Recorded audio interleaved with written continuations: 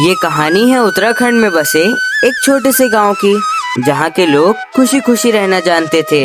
अपना अपना घर चलाने के लिए खेतों में काम किया करते थे और बाजार में छोटे मोटे दुकान लगाया करते थे। इसी गांव में बिहारी नाम का एक गरीब किसान रहा करता था, जो कि दूसरे के खेतों पर खेती किया करता था, लेकिन उसे अपनी जिंदगी में बहुत आगे बढ़ना था।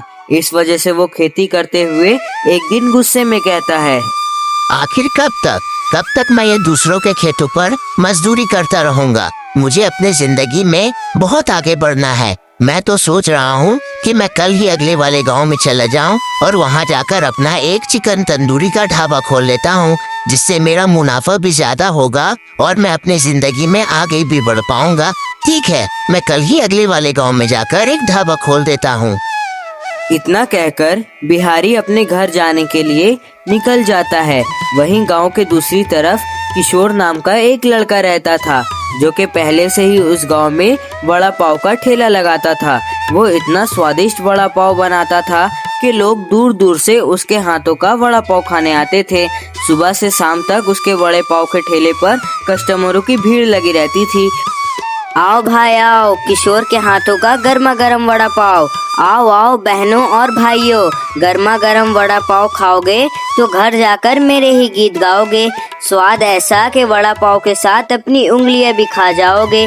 आओ भाई आओ, गर्मा गर्म वड़ा पाव, एक बार खाओगे बार बार आओगे। स्वाद ऐसा कि कभी भूल नहीं पाओगे। अरे किशोर भाई, तुम अपना डायलॉग ही मारते रहोगे या हम लोगों को एक एक प्लेट अपना गरम गरम वड़ा पाव भी खिलाओगे? कितनी अच्छी खुशबू आ रही है। बस भाई, अब मुझसे रहा नहीं जा रहा। अब जल्दी से मुझे एक प्लेट वड़ा पाव खिला दो, नहीं तो भूख से मेरी जान ही चली जाएगी। हाँ भाई, सच में किशोर बहुत ही अच्छा वड़ा पाव बनाता है और जब तक मैं इसके हाथों का वड़ा पाव नहीं खाता हूँ तब तक तो मुझे अपना दिन अधूरा अधूरा सा लगता है। किशोर बेटा, तुमने इतना अच्छा वड़ा पाव बनाना सीखा कहाँ से? कुछ नहीं चाचा, ये तो बस सालों का अनुभव है। आप तो जानते ही हैं कि मैं कितने सालों से इसी जगह पर अपना वड़ा पाव का ठेला लगा रहा हूँ। बस इसी वजह से मेरा हाथ इस वड़े पाव पर बैठ गया है। अब मैं इतना अच्छा वड़ा पाव कैसे बना लेता हूँ वो तो मुझे भी नहीं पता। बस आप लोग अब मेरी तारीफ ही करते रहेंगे या वड़ा पाव भी खाएंगे। इतना कहकर किशोर सारे लोगों को गर्मा गर्म वड़ा पाव दे देता है और वो लोग बड़े चाव से किशोर के हाथों का वड़ा पाव खाने लगते हैं। ऐसे ही किशोर का ठेला बहुत ही अच्छा चल रहा था। हर दिन नए नए लोग आते थे और किशोर के हाथों का गर्मा गर्म वड़ा पाव खाते थे और उसकी तारीफ कर कर जाते थे। किशोर भी बहुत खुश था, क्योंकि उसके घर में कोई नहीं था, वो अकेले ही था।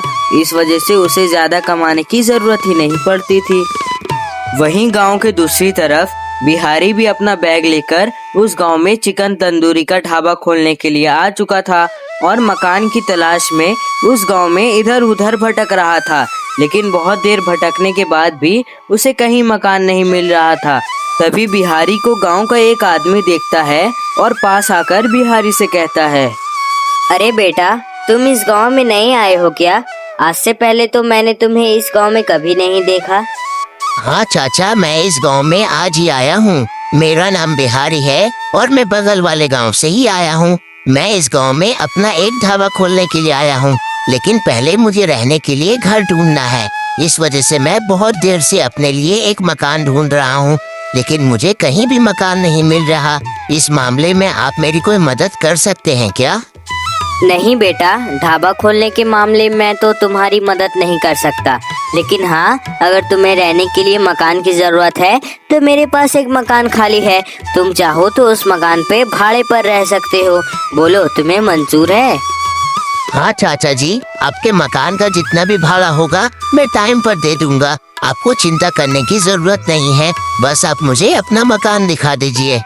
इतना सुनते ही बुजुर्ग काका बिहारी को लेकर अपना मकान दिखाने के लिए ले जाते हैं और मकान दिखाने के बाद वहां से जाने से पहले वो बिहारी से कहते हैं, देखो बिहारी बेटा, यही मेरा छोटा सा मकान है। अगर तुम्हें ये मकान अच्छा लगा तो अच्छी बात है, नहीं तो कोई बात नहीं।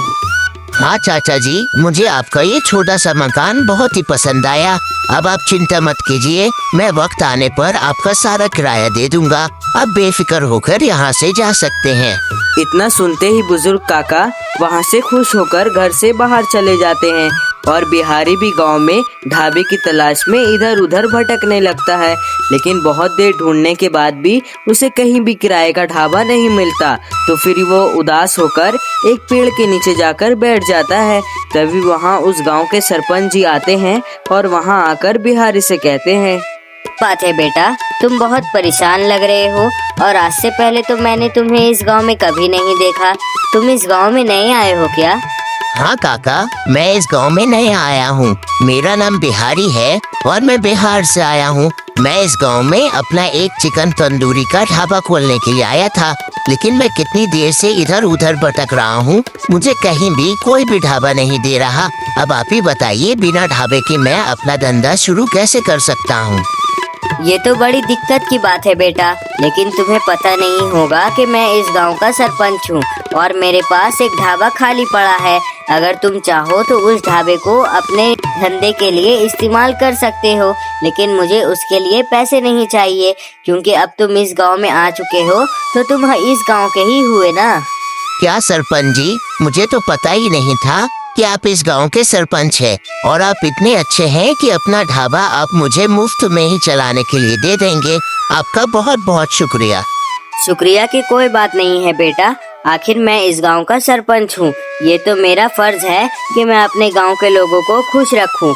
अब तुम जाओ, कल ही से अपना ढाबा खोल लो। अगर तुम्हें कोई दिक्कत होगी तो मुझे जरूर बताना। न सुनते ही बिहारी अगले ही दिन से सरपंच जी के छोटे मोटे से ढाबे पर अपना चिकन तंदूरी का ढाबा खोल देता है और जोर जोर से आवाज देकर लोगों को बुलाने लगता है। आओ भाई आओ, बिहारी के हाथों का गर्मा गर्म चिकन तंदूरी खाओ। ये स्पेशल बिहारी स्टाइल वाला चिकन तंदूरी है। आज से पहले ना ही इस गांव में कभी किसी ने चिकन तंदूरी खाया होगा और ना ही कभी इसके बारे में सुना होगा। आओ भाई आओ, गर्मा गर्म चिकन तंदूरी खाओ। इतना सुनते ही दो लोग बिहारी के ढाबे पर आते हैं और वहां आकर बिहारी से हैरान होकर कहते हैं, क्या भाई, हम दोनों ने जो सुना वो सच सुना क्या? तुम ऐसी चीज बेच रहे हो जो आज से पहले ना ही इस गांव में किसी ने देखा होगा और ना ही खाया होगा। आखिर वो क्या चीज है, जरा हम लोगों को भी बताना। हाँ भाई, तुम दोनों ने जो सुना वो सही सुना है। मैं जो चीज बेच रहा हूँ वो आज से पहले ना ही इस गांव में किसी ने खाया होगा और ना ही कभी देखा होगा। तुम दोनों पहले इंसान बनोगे जिसने ये चिकन तंदूरी खाया होगा। इसका नाम चिकन तंदूरी है और ये कहीं भी नहीं मिलता, ये सिर्फ शहरों में मिलता है। बोलो, तुम्हें एक एक प्लेट चिकन तंदूरी दूं? हाँ भाई, आज से पहले तो हमने इस चीज का नाम कभी नहीं सुना और ये देखने में भी बहुत ही स्वादिष्ट लग रहा है। तुम एक काम करो, जल्दी से हम दोनों को एक एक प्लेट गर्मा गर्म चिकन तंदूरी लगा दो। इससे तो बहुत ही अच्छी खुशबू आ रही है। हम भी तो देखें ये आखिर खाने में लगता कैसा है। इतना सुनते ही बिहारी उन दोनों को एक एक प्लेट गर्मा गर्म अपना चिकन तंदूरी दे देता है और वो लोग बड़े चाव से उस चिकन तंदूरी को खाने लगते हैं। देखते ही देखते पूरे गांव के लोग उस ढाबे पर इकट्ठा हो जाते हैं और सारे लोग बिहारी की तारीफ करने लगते हैं उसके चिकन तंदूरी को बनाने के लिए। और सारे लोग एक लाइन में खड़े हो जाते हैं बिहारी के पास चिकन तंदूरी खाने के लिए। इससे बिहारी का ढाबा बहुत ही अच्छा चल रहा था और वो बहुत ही पैसे कमाने लगता है। वहीं दूसरी तरफ किशोर का भी ढाबा बहुत ही अच्छा चल रहा था और वो भी बहुत ही पैसे कमा रहा था, जिससे वो दोनों ही खुशी खुशी उस गांव में रहने लगते हैं।